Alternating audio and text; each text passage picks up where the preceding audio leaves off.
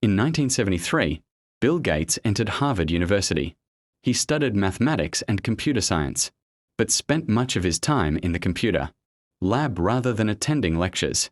At Harvard, Gates became known as a brilliant but intense student who could solve complex programming problems in a short time. In 1975, Gates saw an article in Popular Electronics about the Altair 8800, an early personal computer. He immediately contacted Paul Allen and suggested they write a version of the BASIC programming language for it. They pitched the idea to the company behind Altair, MITS, Micro Instrumentation and Telemetry Systems, which accepted. To make this vision a reality, Gates made one of the most important decisions of his life. He dropped out of Harvard and, together with Paul Allen, founded a company that would become Microsoft. In April 1975, Microsoft was born. The name was a combination of microcomputer and software. Their first big product was the Altair Basic Interpreter, which gained popularity among early computer enthusiasts. Gates was not only a gifted programmer but also a shrewd businessman. He insisted on licensing their software rather than selling it outright, ensuring Microsoft retained ownership and could sell it to other companies. This forward-thinking approach set the foundation for Microsoft's future. The major turning point came in 1980. IBM, the biggest computer company in the world at the time, was entering the personal computer market. They needed an operating system but did not have one ready. Microsoft seized this golden opportunity. Gates promised IBM an operating system, even though Microsoft didn't have one at the time. He quickly bought the rights to an existing system called QDOS, Quick and Dirty Operating System, refined it, and delivered it as MS-DOS. IBM PCs shipped with MS-DOS, and Gates made sure Microsoft retained the rights to license it to other manufacturers. This decision transformed Microsoft into a software powerhouse. As personal computers spread worldwide, MS-DOS became the standard operating. While MS-DOS was powerful, it was not user-friendly. Microsoft saw the need for a graphical interface that would allow people to use computers more easily. In 1985, Microsoft launched the first version of Windows, an operating environment built on top of MS-DOS. The early versions were modest, but by Windows 3.0, 1990, and especially Windows 95, 1995, Microsoft had revolutionized personal computing. Windows became the dominant operating system, and nearly every computer sold came with Microsoft software. Microsoft also expanded into other areas, developing applications like Microsoft Word, which became essential tools in. Known for his sharp mind, he led Microsoft with a relentless drive. In 2000, Gates stepped down as CEO of Microsoft, though he remained involved as chairman and chief software architect. Around this time, he shifted more of his attention to philanthropy. Along with his then-wife Melinda French Gates, he founded the Bill and Melinda Gates Foundation, which quickly became one of the largest charitable organizations in the world. The foundation focused on global health, education, and poverty alleviation. Gates directed billions of dollars toward fighting diseases like malaria, polio, and HIV/AIDS, funding vaccine research, and improving sanitation in developing countries.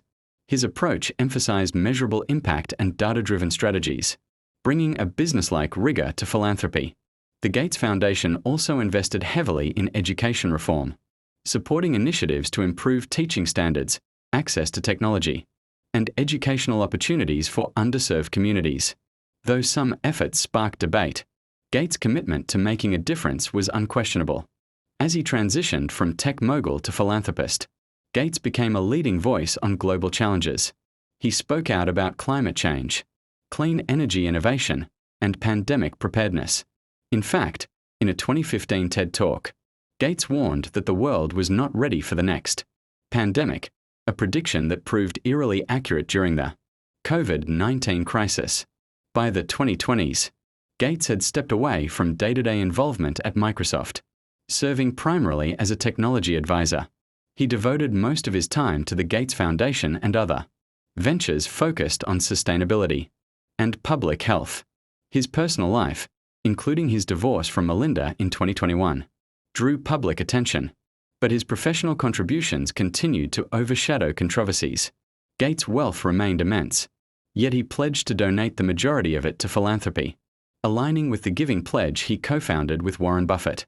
Bill Gates' story is one of vision, determination, and reinvention. From a curious boy who tinkered with computers at Lakeside School to the co-founder of Microsoft and eventually one of the world's leading philanthropists, Gates' journey reflects the power of innovation and ambition. He revolutionized personal computing, built one of the most successful companies in history, and then redirected his wealth and influence towards solving humanity's most pressing problems. While his legacy is complex, marked by both business controversies and extraordinary contributions to society, Bill Gates remains a symbol of how technology and philanthropy can reshape the world. His story is not just about creating software, but about believing in ideas big enough to change the course of human history. Bill Gates had always been fascinated by the quiet hum of machines. As a boy in Seattle, he would sit for hours staring at the teletype terminal at his school, feeding it code like secret incantations. To his classmates, the green letters on the screen were nonsense. To Bill, they were the beginnings of a world no one else could see yet. One rainy afternoon, while others played basketball, Bill discovered an error in the school's computer system. Instead of simply fixing it, he explored, tinkered, and bent the code to his will. That mischievous curiosity became a pattern. He wanted to know how things worked, and how to make them work better. By the time he reached Harvard, Bill's mind was already far ahead of his professors. He would sit in the library, not buried in law books like many of his peers, but sketching out visions of a future where every desk, every home, had its own computer. To most people in the 1970s, such a dream sounded absurd. Computers were enormous, expensive machines locked away in laboratories and corporations. But Bill believed the future could be different. The turning point came in 1975, when Bill and his childhood friend, Paul Allen, read about the Altair 8800, one of the first personal computers. They saw not just a gadget but a revolution waiting to happen. Paul nudged Bill and said, "We could write software for it." Bill's eyes lit up. He immediately called the creators of Altair, claiming, falsely at the time, that they already had a working version of the software ready. The truth was, they hadn't even started. But in the following weeks, Bill and Paul worked non-stop, coding day and night, fueled by caffeine and the thrill of possibility. When the program finally ran successfully, they knew they had taken the first step into history. That boldness gave birth to Microsoft. In the years that followed, Bill's relentless drive transformed it from a small startup into the empire that would define the computer age. His vision was clear, not just to build software, but to make it so indispensable that no computer could run without it. Windows became the gateway to the digital world for millions, turning Bill Gates into one of the richest men on the planet. Yet his story doesn't end with wealth. As he stood atop the mountain of success, Bill began to see the world differently. He saw children in Africa dying of diseases that had been eradicated elsewhere, farmers struggling with hunger, communities left behind in a rapidly modernizing world. In those struggles, he saw another kind of problem to solve, one not of code, but of compassion. Through the Bill and Melinda Gates Foundation, he redirected his fortune and intellect toward global health, education, and equality. Instead of chasing profit, he chased cures for malaria, vaccines for the poor, and opportunities for those without access to them. The boy who once cracked a computer system for fun was now working to crack